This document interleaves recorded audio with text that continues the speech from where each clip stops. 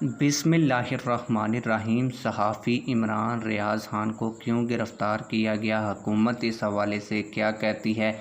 अटक में उनकी ज़मानत होने के बाद भी उनको रिहा क्यों नहीं किया गया और उनको चकवाल की पुलिस के हवाले क्यों किया गया?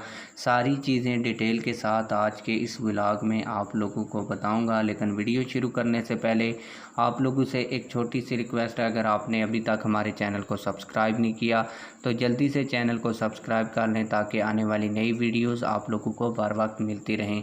आप लोगों को बताता चलूं कि हुकूमत की जानिब से अभी यही मौक़िफ़ सामने आ चुका है कि इमरान रियाज़ खान को पाक फ़ौज के ख़िलाफ़ बयान देने, पाक फ़ौज को चैलेंज करने और ख़ुसूसन आर्मी चीफ़ को चैलेंज करने की वजह से जेल में डाला गया है और इसी वजह से उनके ऊपर FIRs भी दर्ज की गई हैं।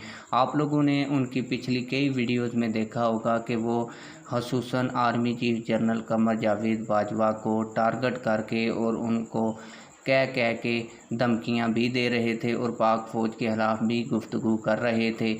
इसलिए उनके ऊपर हुकूमत ने FIR काट के उनको गिरफ़्तार किया। बाद में उनको अटक जेल से रिहाई भी मिली, लेकिन फिर चकवाल की पुलिस भी उनको ले गई। अभी आप लोगों को बता दूं कि मुख्तलिफ़ जगहों के ऊपर उनके ऊपर FIR दर्ज हो चुकी हैं।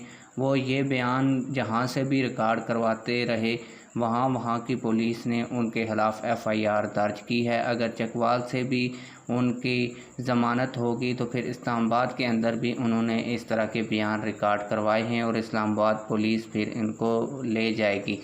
आप लोगों को ये भी बता दूं कि हुकूमत का वाज़ेह मौक़िफ़ सामने आ गया है। उन्होंने कहा है कि अदारों के ख़िलाफ़ अगर कोई भी हर्जा सराई करेगा तो उसके साथ इसी तरह होगा। आप लोगों की इस हवाले से क्या राय है? कमेंट सेक्शन में अपनी राय का ज़रूर इज़हार फरमाएं। मिलते हैं किसी और वीडियो में। अल्लाह हाफ़िज़।